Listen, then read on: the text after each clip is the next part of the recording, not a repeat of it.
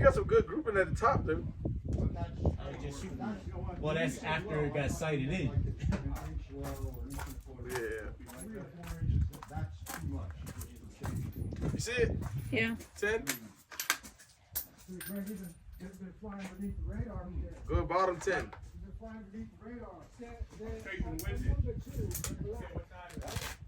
That's 1 inch. The red circles or the squares? 1724. 1723.